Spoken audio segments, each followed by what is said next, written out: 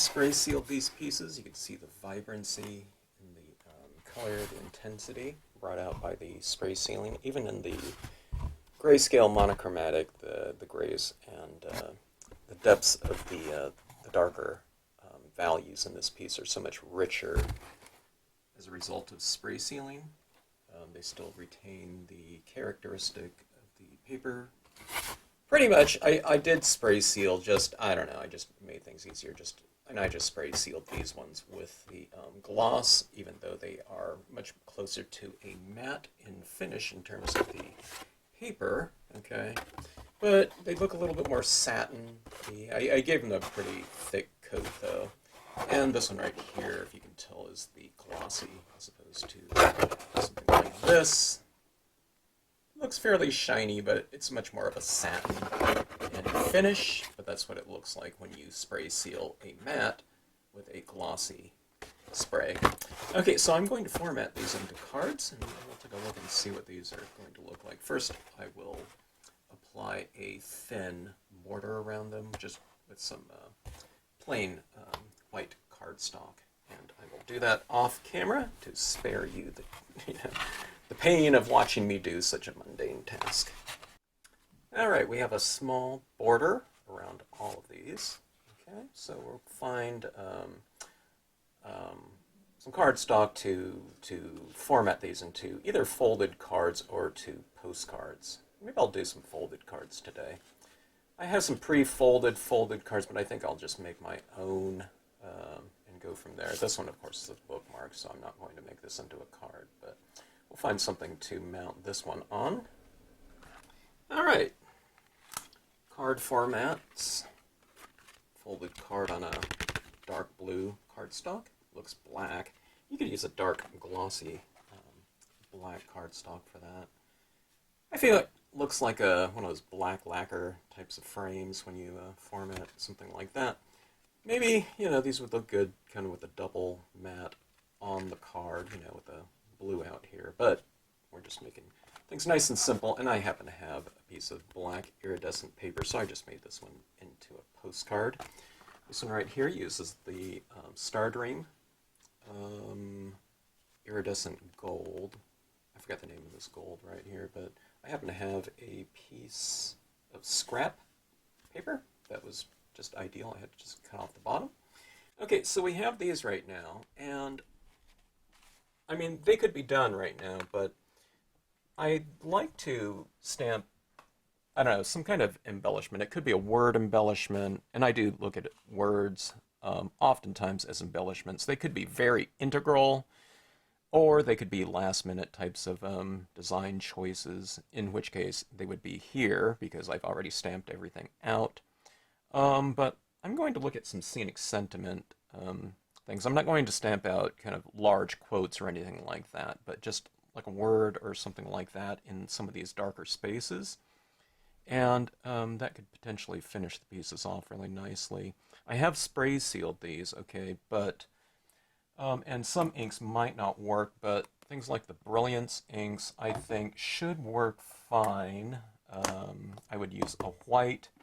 They're a little bit more translucent than anything, and if my gold is not completely dried out, I could potentially use the gold one on this one right here, which would kind of create a little bit of a, I don't know, kind of visual continuity between the iridescent surface and something within the composition right here. So I don't know, I'll figure it out. Let me go look for some scenic sentiments and or word stamps, and we'll see if anything could look appropriate for these pieces. We can also do things like white paint pen, colored paint pens, some additional little touches in here, but I don't know if I'm going to do that. I'll decide then. Okay, I think I've made my choices here. Just kind of roughly place these. This one's going to say Twilight. These are all of nature. Scenic Sentiment sheet number 6. This one is going to be Dream. I have a couple places, where you can put these, but naturally in the reversed out areas, so darker. This one will be sunset right down here, kind of right across the bottom, and gold. And this one right here is silence, okay? Now naturally we'll be going from left to right, but I just kind of placed them just to kind of get a feel for the size right there. So, I don't know. I guess I don't know. I don't think I always place things in the upper left or left to right.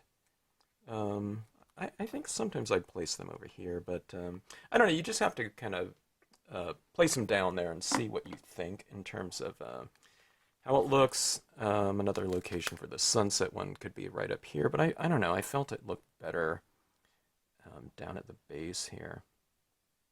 Okay, so in terms of media compatibility here, stamping over a spray sealed piece, I'm not exactly sure how this ink will take to the Krylon. If it doesn't apply really well, these pieces being sealed off, I should be able to remove the ink without any problem. Okay, now there's another approach, you know, with word stamps. I mean, you can stamp them out on a separate thing, and then you can mount it there. I mean, it looks a little bit better, I think, to do it that way, but I don't feel like doing that on a lot of the scenes I do, so I just like to go direct to the scene, okay? So, that being said, if, you know, worst case scenario, you stamp this out, can't be read at all, you know what I mean? It's not opaque enough, and then it doesn't remove enough, then you can always stamp it on a separate piece of paper and plop it right over the top of it, okay? So, I don't see this as like some kind of risk or something like that. Okay, let's see, my block is really dirty here. I should clean it off. I can barely see through it, but I'll do my best here. Let's see. Alright, so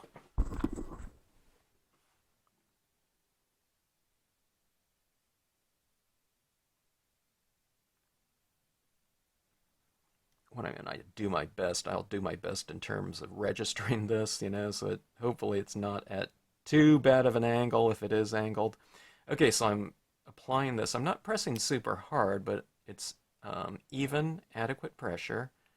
And then I'm keeping this on the surface a little bit longer so that the Brilliance ink will start to set up slightly, or hopefully, and I'll get as much of an ink transfer as I possibly can. Now, there's another way to do this too. I mean, we could emboss these words, but I'm not going to do that here either.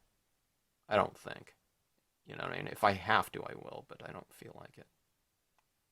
Oh, okay.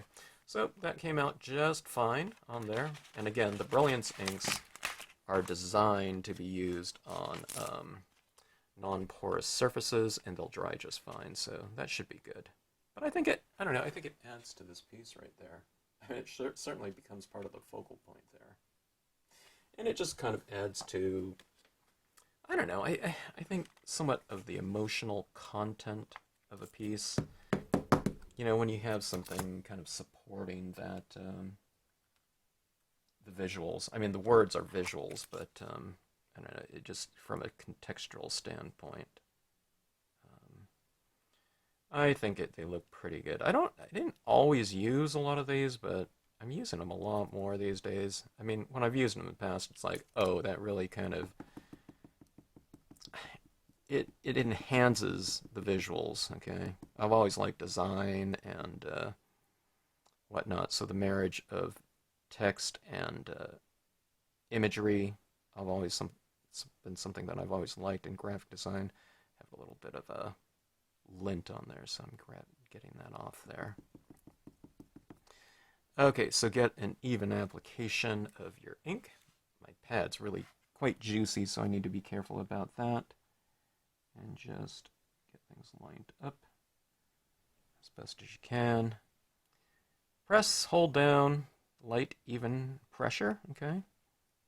This is a very small stamp, so if you're using a really large stamp, then more pressure, because your pressure is getting distributed amongst the surface area, okay? So it's not the area, but it's the surface area of your stamp that determines the amount of pressure that you want to apply when making your impressions. Okay, and plus with word stamps, if you press it too much, the ink comes squeezing out from underneath this, and then you get more of that perimeter type of application, which I see on here, but it's not really too bad. So, Dream. It's not focusing. There we go. And that, having it in white kind of brings out all of the little white features, including the splatter painted application of that of the Dr. Martens bleed proof white down there. Okay.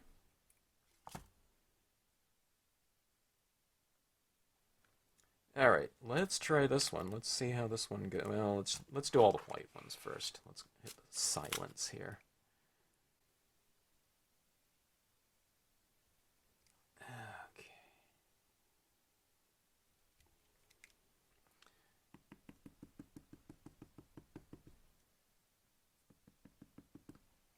All right, and I'll hit this one down here, I think.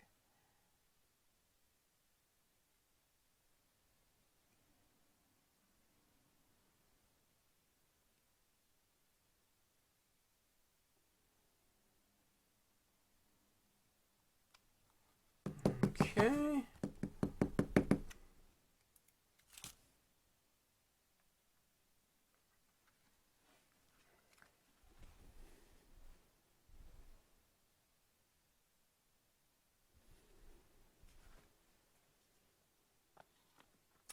And sunset here.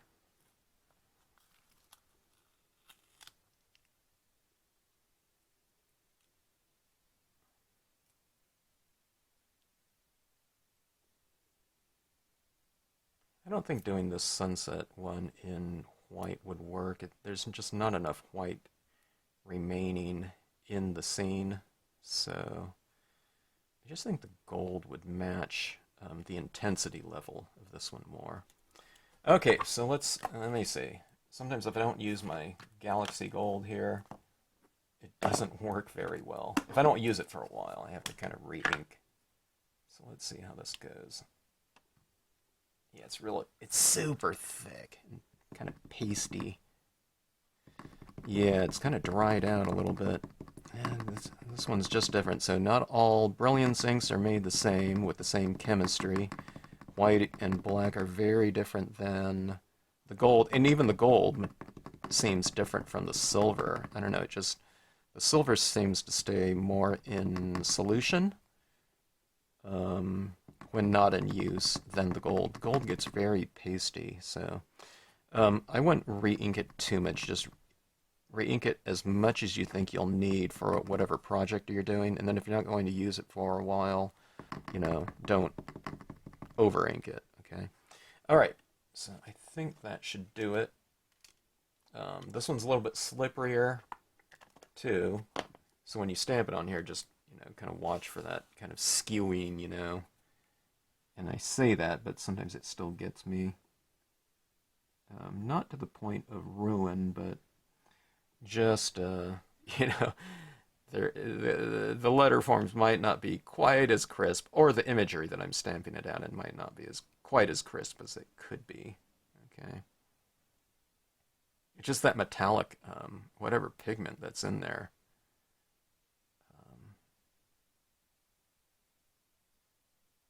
It just makes it very, very slippery.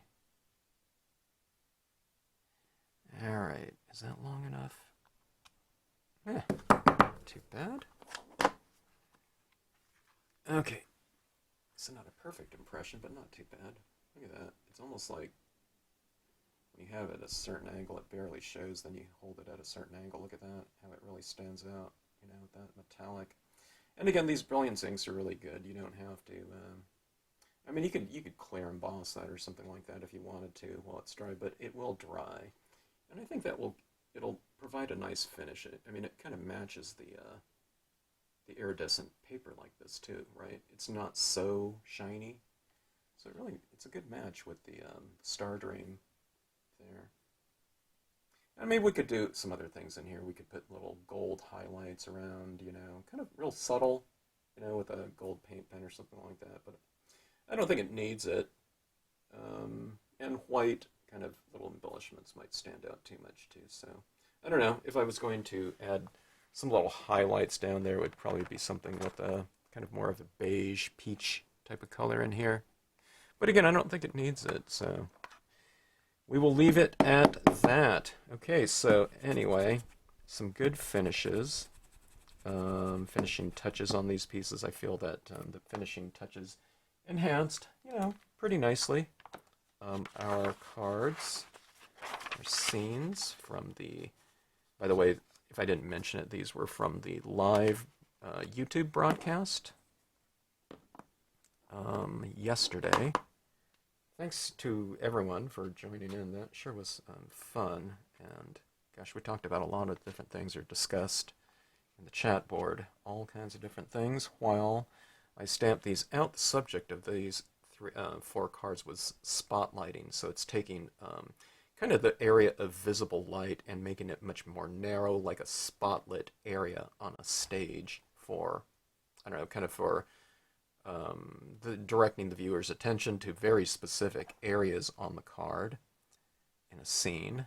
And I don't know, maybe doing that for dramatic impact. Anytime you get a kind of little narrow area of a spotlight on someone on the stage or whatever's on the stage, it really gets the viewer's eye to look to that very specific area. So anyways, yeah, let's see, a little bit of glare here. Let's see, tilt that up a little bit.